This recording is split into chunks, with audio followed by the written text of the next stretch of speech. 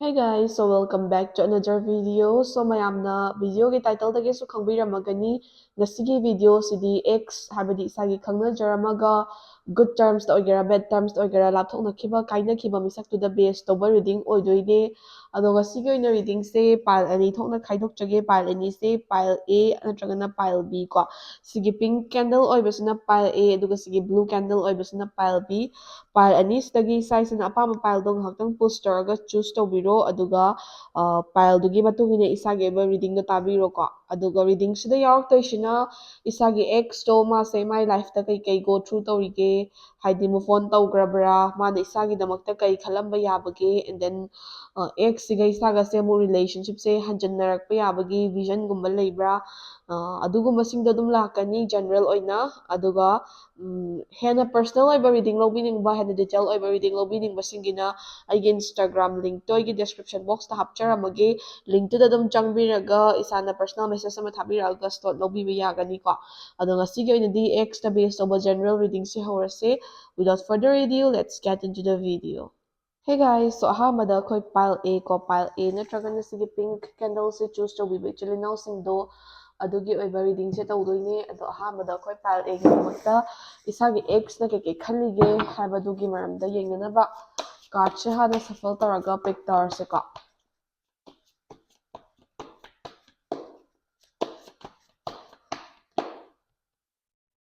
Ten of Cups,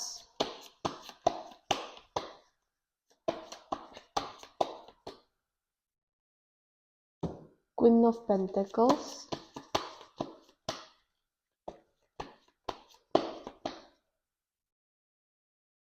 the Tower reverse,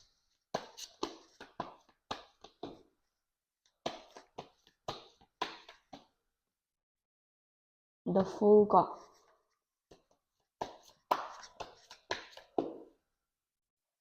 the Ace of Swords.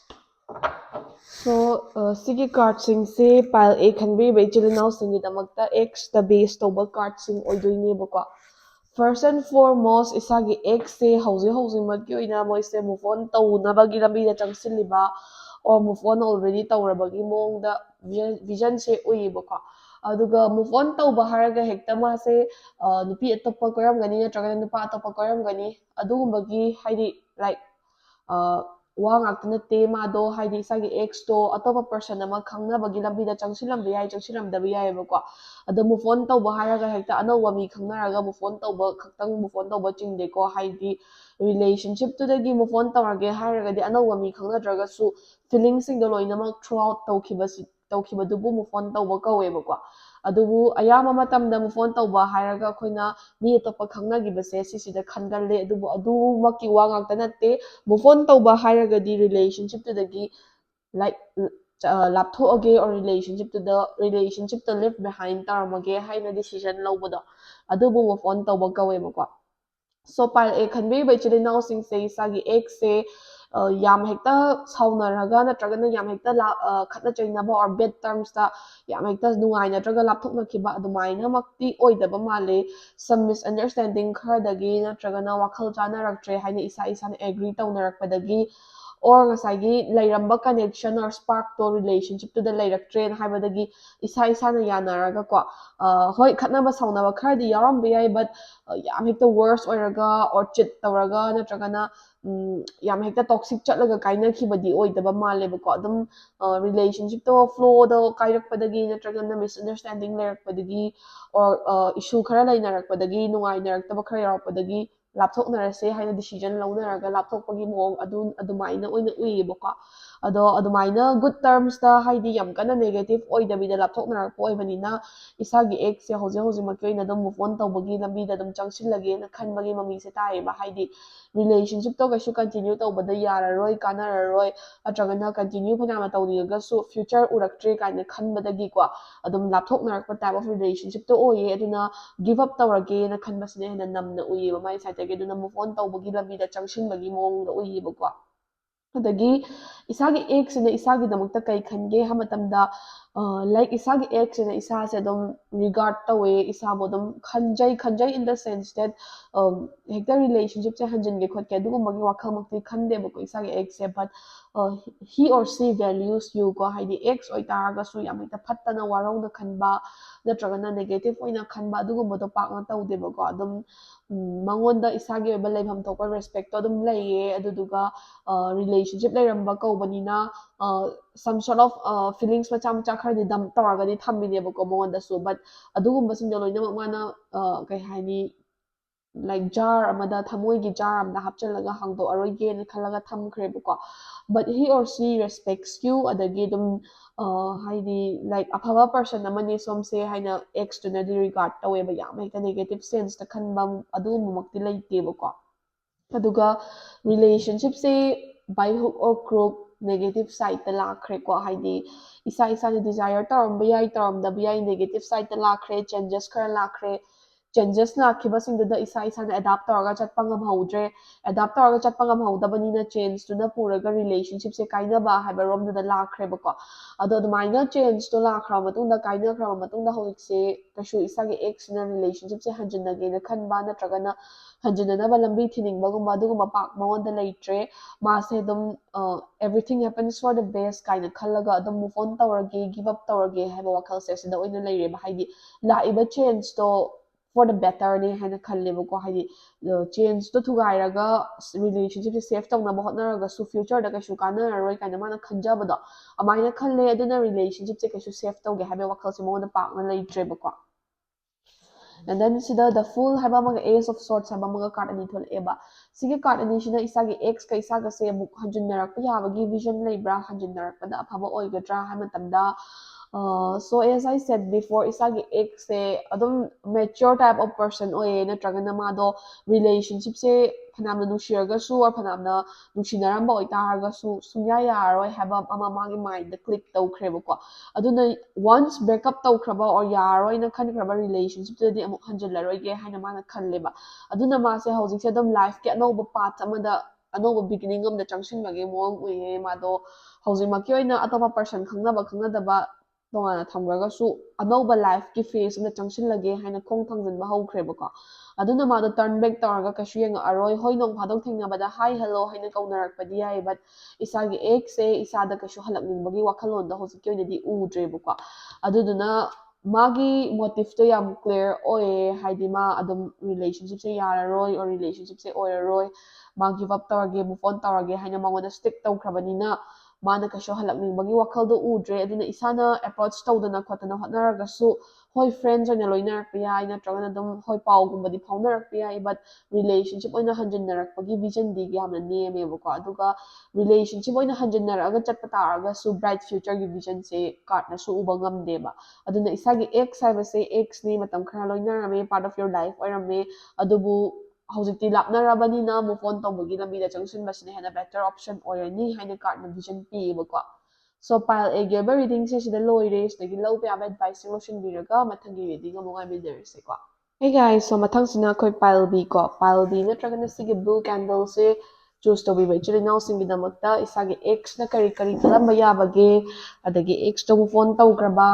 adugumba singi maramda vision si yengdoine ado koi pile B oina su card se hana pick tawrse ko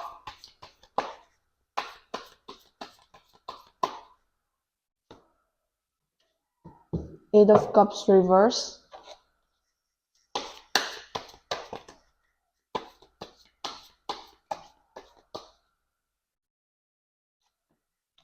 Eight of Wands, the World,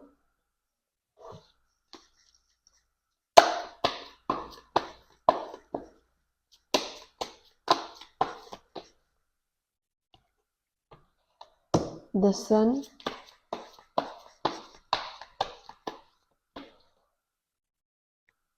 Ace of Wands ko. So smaina laire reading se ado first of all pile B khanbi bechili now sing se isagi x se hauji hauji ma kyoina ma se move on tawdri haidi adum relationship se mana relationship sida haidi isaga leramiba relationship tuda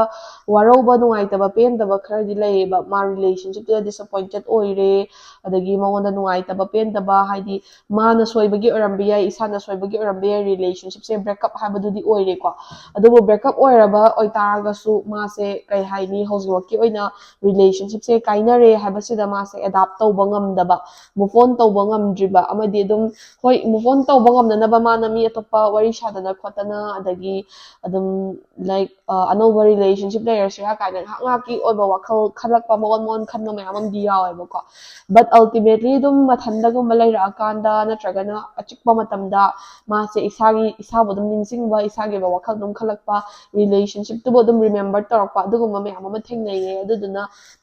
hekta hojik se fully move on tawba ngamdaba heal tawba ngamdaba relationship se hanjana ningira hanjana ningdrira masana di gyan ta dabida adum isabu desire tawbagi mami di taba adugumba khara adum uba phangeba ko mathangda 8 of wands sariba card che thole eba sigi card che isagi x ne isagi damakta kai khalamba yabagi habagi maramda vision pair ko ne ko so isagi x ne isada waroba nuai taba khara lei mangonda penjada ba adagi relationship sina lapthora ise lapnara ise magi side tagi so soy bale ambe ai but isagi side tagi yamna soy aduna isana semdora khidra kaina mana khanjaba expect tawjaba ko magi eba version da hai tare ko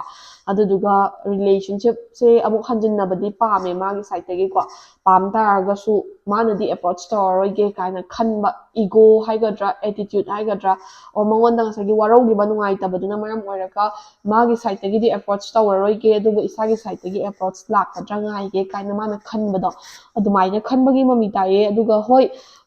yanadaba khara dagi kainara ini rathoknara ini ko aduna mangonda pendaba nungai taba khara budi dum stick tawraga lei adu taraga suma se relationship se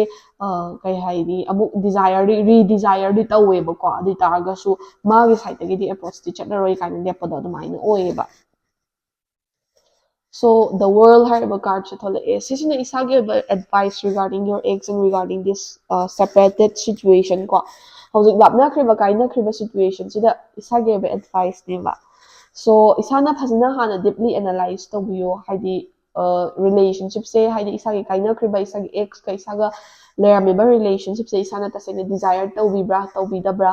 haidi kaina khibase isada am wana thokpra natragana kaina khrise phare kaina khanbra adudo hana isana sort out thokpiyo ko haidi mixed feelings leibiga noba taseng haibada relationship amana kaina rakpa haise yanarakta khara dagi lapthoknarakpa ngaktane ko adubu yanarakta bado resolve tawba yadoi otaragadi save tawna bo hotna badu kemta kaiban leiteba aduna isana hana deeply analyze tawbiyo ngasai relationship ama leiramaga kaina khribado adugi relationship to isana taseng desire tawribra relationship to yaudra isa se waga doribra adagi relationship dagi move on tawbada waga doribra aduga yam kanna problematic oidabida kaina kiboi taragadi or adum forgivable oiba ways ta kaina kiboi taragadi hanjinabada isada kairoidra habada isana han analyze tawthokpiyo ko isana kaina khriba relationship to isana sumpam pamde kaina khrise yam phare lapthokna khrise yam phare haina khanboi taragadi live it as it is and move on tawbiro ba kemta kaideba ex tuna adu khan mana khan kemta khalura no ba ko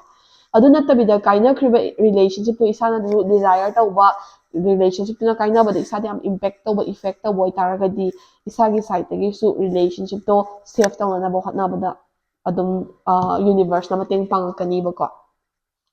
mathangda the sun hariba card che thole ko so sigi the sun hariba card chi matugina relationship se aina hoji haijaba dumaina isada positivity piba natraga relationship se lapthokna bada isada yam tina negative impact lakpa isada yam tina waba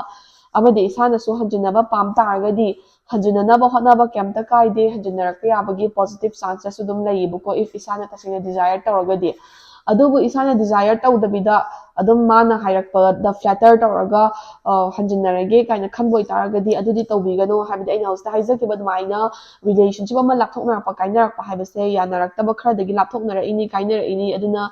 yanaraktabado ignore tawraga phumjallaga relationship to namdana hanjanaba oi taragadi future da dum problem oirakani bako aduna adudo oidanabagi damakta isana su tasengna ngasagi yanaraktabu sigdo solve tawba ngamba natragana misunderstanding khara dagi ga lapthoknaba oi taragadi adum hanjinaba hotnaba haidi isana su desire taw taragadi hanjinaba hotnaba yai hanjinarpa yabai positive chances su dum leiyebako